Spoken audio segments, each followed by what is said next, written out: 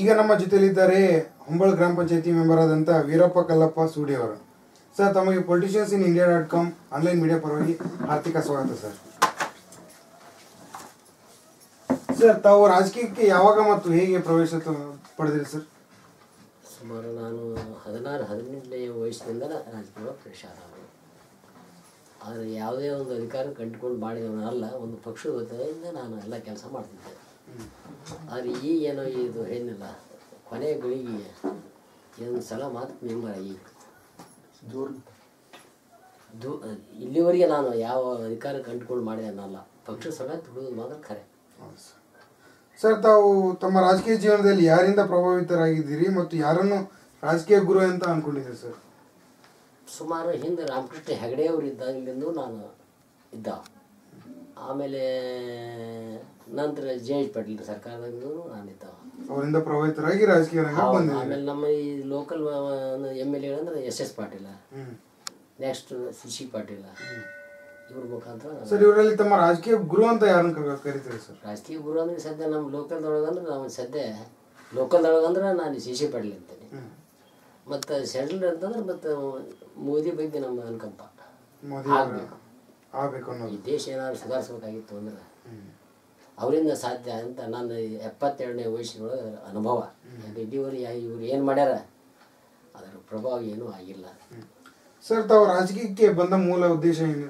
ಮೂಲ ಉದ್ದೇಶ ಏನಿಲ್ಲ, ಈ ದೇಶದ ಸಲುವಾಗಿ ಎಲ್ಲರೂ ಮತ್ತು ಏನು 12 ತಿಂಗಳು ಅದನ್ನು ಮಾಡೋದು ಅವಶ್ಯಕತೆ ಇಲ್ಲ.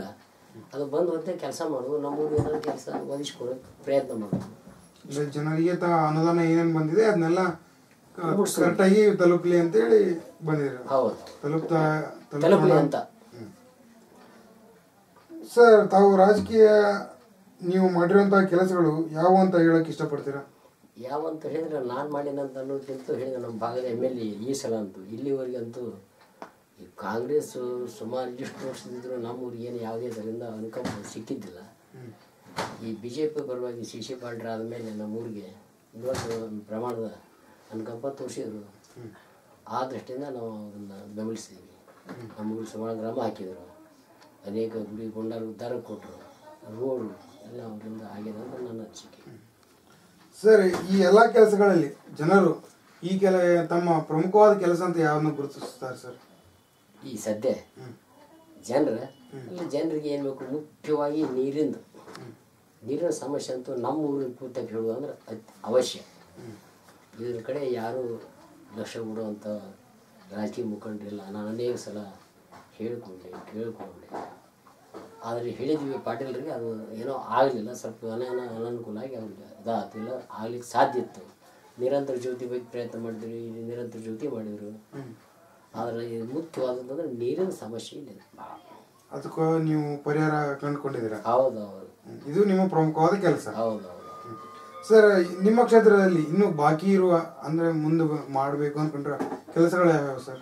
ಅಲ್ಲಿಗೆ ಹೇಳಿದ್ರು, ಊರು ಸುಧಾರಣೆ ಆಗಲೇಬೇಕು. ಸ್ವಚ್ಛ ಗ್ರಾಮ ಅಂತ ಸುಮ್ಮನೆ ಒಂದು 2 ಕಡೆ ಮಾಡಿದ್ವಿ ಬಿಟ್ಟು ಈಗ ಅವರು ಸಂಪೂರ್ಣ ಊರು ಎಮ್.ಎಲ್.ಎ ಆಗ್ಬೇಕಾಯ್ತು ಅಂದ್ರೆ ಅದು ಅವಶ್ಯಕತೆ. ಸರ್, ಈಗ ಮುಂಬರುವ ಲೋಕಸಭೆ ಚುನಾವಣೆ ಬಗ್ಗೆ ತಮ್ಮ ಅಭಿಪ್ರಾಯ? ಅಭಿಪ್ರಾಯ ಅಂತಂದ್ರೆ ನಾನು ಯಾವುದೇ ರಾಜಕೀಯ ತುಚ್ಛ ಮಾಡೋದಿಲ್ಲ. ಆದರೆ ಕೆಲಸ ಮಾಡುವಂಥ ವ್ಯಕ್ತಿಗಳು ಮಾತ್ರ ನಮ್ಮ ದೇಶಕ್ಕೆ ಅವಶ್ಯ. ಆ ದೃಷ್ಟಿಯಿಂದ ಏನೋ ನಾವು ನೋಡ್ತೀವಲ್ಲ, ನರೇಂದ್ರ ಮೋದಿ ಅವ್ರ ಮುಖಂಡತ್ವ ವಿಷಯಗಳು ನಾನು ಒಬ್ಬರೇ ಅಲ್ಲ, ಇಡೀ ದೇಶನ ಅವ್ರ ಬಗ್ಗೆ ಇಟ್ಕೊಂಡ್ರು ಸಹಿತ, ಮತ್ತು ನಾನು ಒಬ್ಬ ಅವ್ರ ಬಗ್ಗೆ ಅಂತ ನಾನು ಅರ್ಥ ಮಾಡ್ತೀನಿ ಅಷ್ಟೇ. ಅವರ ಅವಶ್ಯಕತೆ ಮುಖಂಡತ್ವ ಅವಶ್ಯ ಆಗುತ್ತೆ. ಸರ್, ಗ್ರಾಮೀಣ ಭಾಗದಲ್ಲಿ ರೈತರು ಕೃಷಿಯನ್ನೇ ಅವಲಂಬಿಸಿರುತ್ತಾರೆ. ಹೌದು.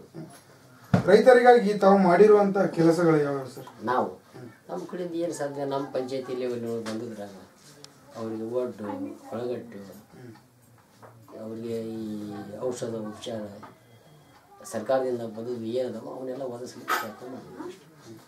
ಸರ್, ಕೊನೆಯದಾಗಿ ನಮ್ಮ ದೇಶದ ಯುವಜನತೆಗೆ ತಾವು ಯಾವ ಸಂದೇಶವನ್ನು ನೀಡಲು ಇಷ್ಟಪಡ್ತೀರಾ? ಇಲ್ಲ ಏನಂದ್ರೆ ಯುವಜನತೆಗೆ ತಾವು ಯಾವ ಸಂದೇಶವನ್ನು ಹೇಳಕ್ಕೆ ಇಷ್ಟಪಡ್ತೀರಾ ಸರ್?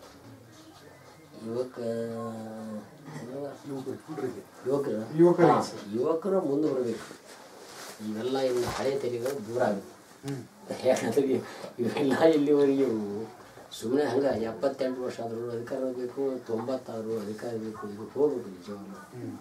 ಆಮೇಲೆ ಎಲ್ಲದಕ್ಕಿಂತ ಪಂಚಾಯತಿ ಸುಧಾರಣೆ ಆಗ್ಬೇಕಾಗ್ತದೆ ಅಂದ್ರೆ ನನ್ನ ವೈಯಕ್ತಿಕ ವಿಷಯ ಕನಿಷ್ಠ ಮ್ಯಾಟ್ರಿಕ್ ಆದಂಥ ವ್ಯಕ್ತಿಗಳಿಗೆ ಮಾತ್ರ ಇವರು ಟಿಕೆಟ್ ಕೊಡಲಿ ಅಥವಾ ಮೆಂಬರ್ ಮಾಡೋಕ್ಕೆ ಸರ್ಕಾರ ಆದೇಶ ಮಾಡಬೇಕು. ಅಂದರೆ ಒಬ್ಬ ಮೆಂಬರ್ಗೆ ಒಟ್ಟು ಮಿನಿಮಮ್ 10th ಪಾಸ್ ಆಗಿರ್ಬೇಕು. ಹುಷಾರಂತೂ ಒಳ್ಳೇದು ಇಲ್ಲ ಅಂತಂದ್ರೆ ಅಲ್ಲ. ಈಗ ಒಬ್ಬ ಸಾಮಾನ್ಯ ಹೆಬ್ಬಟ್ಟಿನ ಹೆಣ್ಮಗಳು ಅಥವಾ ಹೆಬ್ಬಟ್ಟಿನ ಗಂಡ್ಮಗ ಪ್ರವೇಶ ಏನು ಗೊತ್ತಾಗುತ್ತೆ? ಸಹಿ ಮಾಡೋದು ಪಿ ಡಿ ಒ ಸೆಕ್ರೆಟ್ರಿ, ಅದು ಸ್ವಲ್ಪ ಮ್ಯಾನೇಜ್ಮೆಂಟ್ ಯಾರು ಬಲ ಇರ್ತದೆ ಅವ್ರಿಗೆಲ್ಲ ಅನುಕೂಲ, ಬೇರೆಯವ್ರಿಗೆ ಅಥವಾ ಊರಿಗೆ ಏನು. ಸೊ ಅದಕ್ಕಾಗಿ ಯುವಜನತೆ ಎಲ್ಲ ರಂಗದಲ್ಲಿ ಮುಂದೆ ಬರಲಿ ಅನ್ನೋದು ನಿಮ್ಮ ಅಭಿಪ್ರಾಯ? ಹೌದು, ನನ್ನ.